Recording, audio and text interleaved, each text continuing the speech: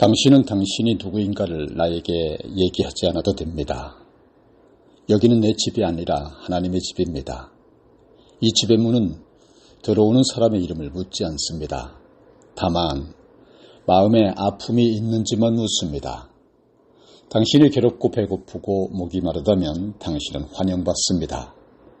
내가 당신을 나의 집으로 받아들였다고 생각하면 잘못입니다.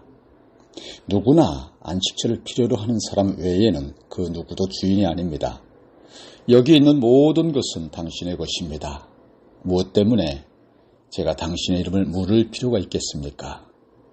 그리고 당신이 말하기 전부터 나는 당신의 또 하나의 이름을 알고 있습니다. 사내는 놀라운 듯 눈을 크게 떴다. 정말입니까? 당신은 저의 이름이 무엇인지 알고 있었습니까? 그렇습니다. 당신의 이름은 나의 형제지요. 자, 이리 들어오시오. 여러분, 제가 지금 읽어드린 글은 빅토르 위고의 명작 레미제라블의 한 구절입니다. 배고픈 조카들을 위해 빵을 훔치다 잡힌 장발장은 계속되는 탈옥 시도로 형량이 점차 늘어나 무려 19년을 감옥에서 보낸 끝에 가석방되었습니다. 그러나 먹을 것도 없고 잠잘 곳도 없었습니다. 마을 벤치에서 잠든 그에게 노파가 한 집을 가리키며 저 집에 가서 도와달라고 말하라고 합니다. 그 집은 미리엘 신부의 집이었습니다. 신부는 장발장의 신분을 알았지만 기꺼이 음식과 잠자리를 제공했습니다. 그 다음 이야기는 인간이 얼마나 배은망덕한가, 인간이 얼마나 아름다울 수 있는가를 동시에 보여주는 대목입니다. 다시 한 구절을 읽어드리겠습니다. 이튿날 아침 해가 뜰 무렵 주교는 뜰을 거닐고 있었다. 마글르와르 부인이 새파랗게 질린 얼굴로 허둥대며 달려왔다. 주교님, 그 사람이 은그릇을 가지고 달아났어요. 보세요. 여기를 뛰어넘어 달아났나 봐요. 주교는 한참 동안 말없이 서 있더니 이윽고 생각에 잠겨있던 눈을 들고 차분하게 말했다. 우선 스스로 이렇게 물어봐야 할 것이요. 그 은그릇이 과연 우리의 것인지, 내가 오랫동안 그것을 가지고 있었던 것은 옳지 못한 일이었어. 그건 가난한 사람들의 것이요. 그리고 그 사람은 가난한 사람이었고. 여러분, 아침에 보니 장발장은 은그릇들을 가지고 사라지고 없었습니다. 얼마나 배은망덕한 행동입니까? 그러나 신부는 은그릇이 본래 자신들의 것이 아니었으며 가난한 자들의 것이라고 말합니다. 그리고 장발장이 가난한 자이니 가져가도 문제가 없다고 대답합니다. 이것이 하나님의 사랑인 줄을 믿으시기를 바랍니다. 감동은 거기서 끝나지 않았습니다. 잠시 후 장발장은 헌병들에게 붙잡혀서 끌려옵니다. 아, 이놈 말이 신부께서 그릇을 주었다던데 사실입니까? 신부는 장발장에게 대뜸 말합니다. 다시 만나게 되어 잘 됐어.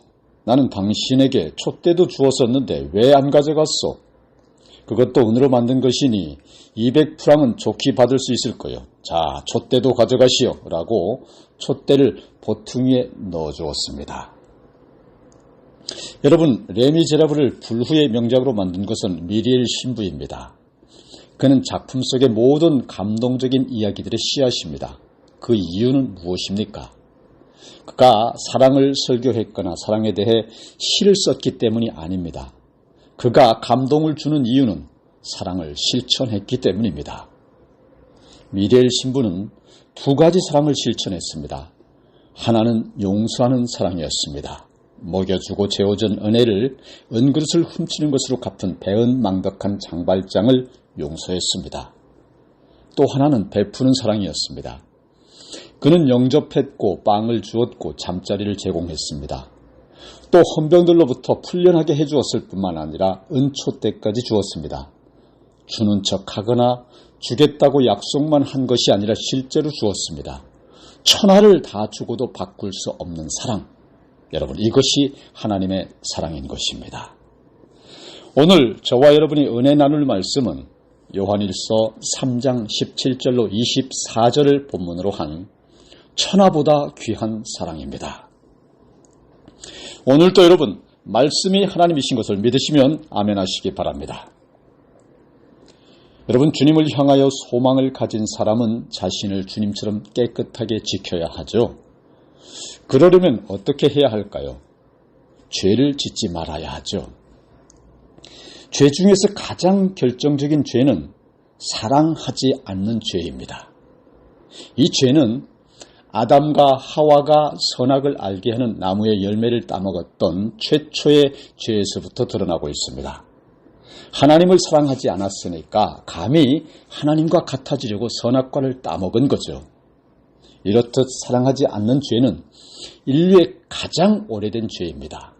따라서 사랑하라는 말씀은 가장 오래된 계명이기도 합니다.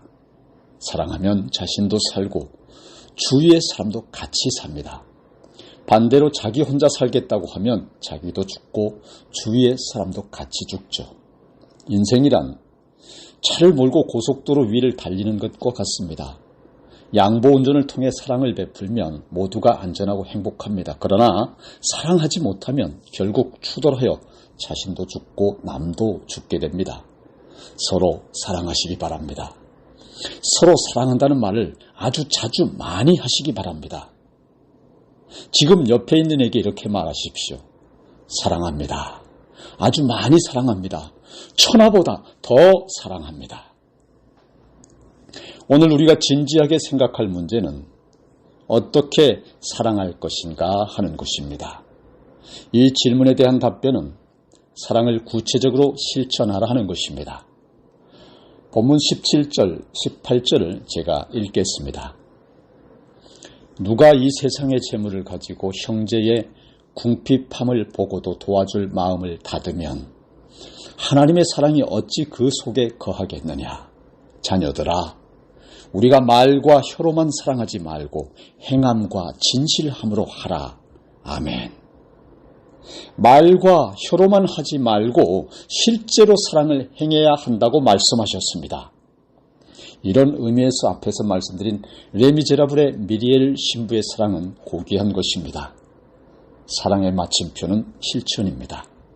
아무리 아름답고 감동적인 말과 글로 사랑을 묘사했어도 실천하지 않으면 무의미합니다. 앞에서 읽은 18절에서 말과 혀로만 사랑하지 말고 행함과 진실함으로 하라라고 했죠. 그런데 여러분 보세요. 이 구절에서 혀와 진실함을 빼고 말로만 사랑하지 말고 행함으로 하자라고 해도 될 것을, 그런데 왜 굳이 말 다음에 혀를 넣고 행함 다음에 진실함을 넣은 것일까요? 여기에 여러분 중요한 의미가 있습니다. 우선 말과 혀의 관계에 대해서 생각해 보겠습니다.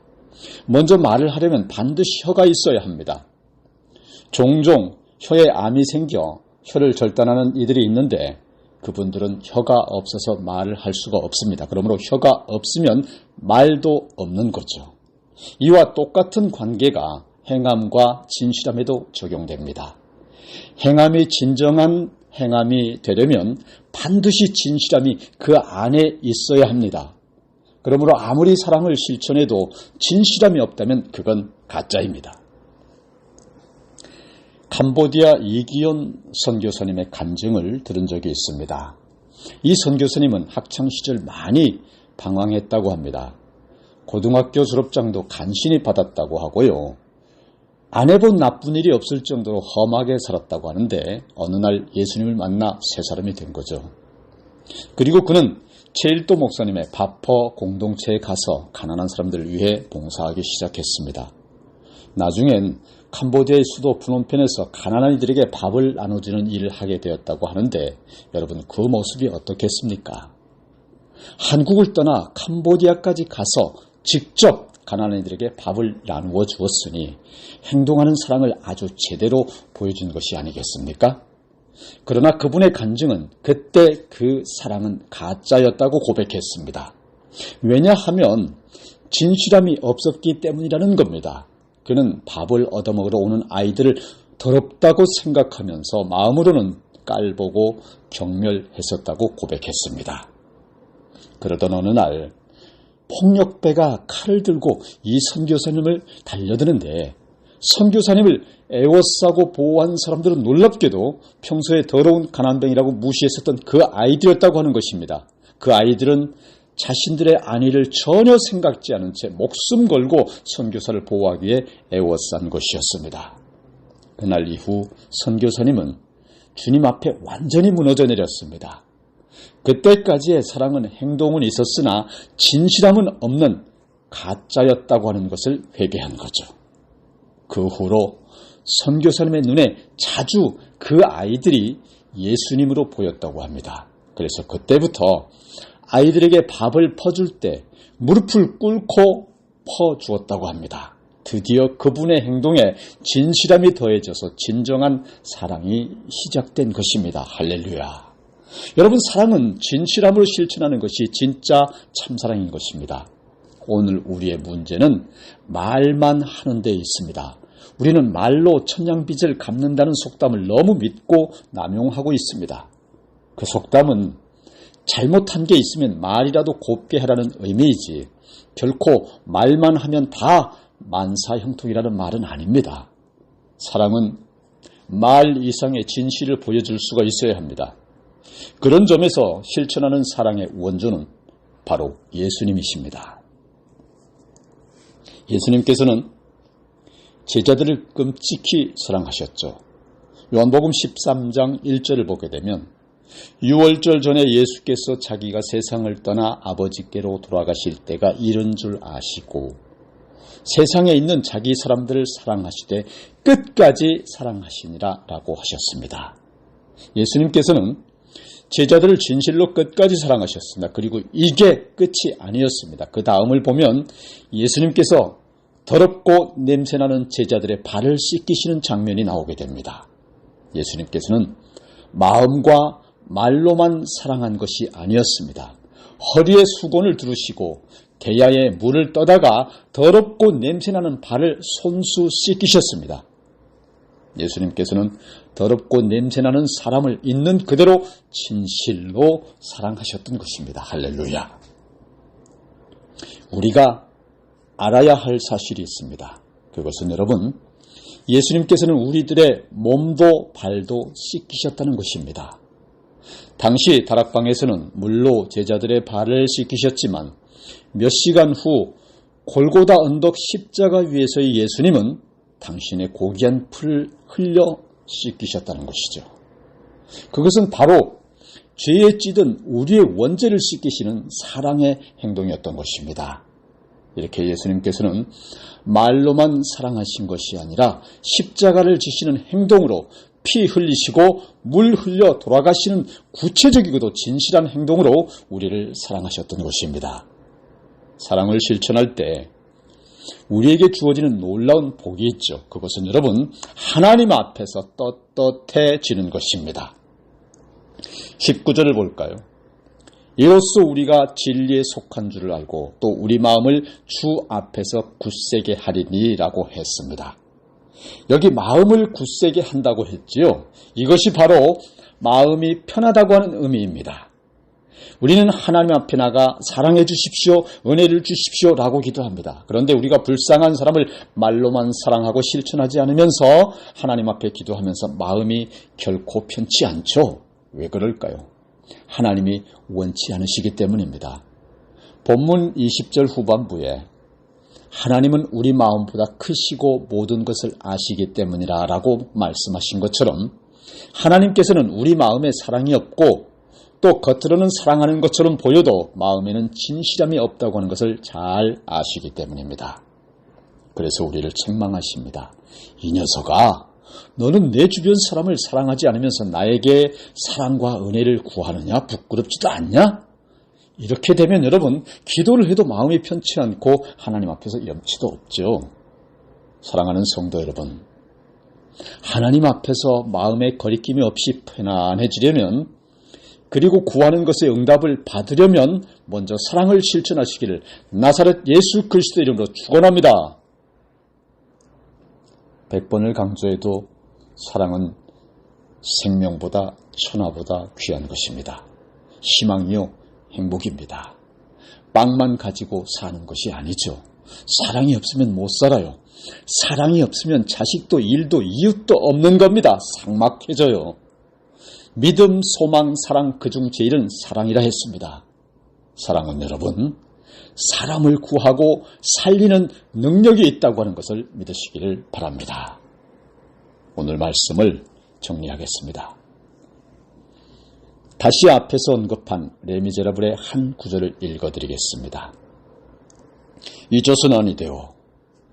결코 잊어버리선 안 돼요.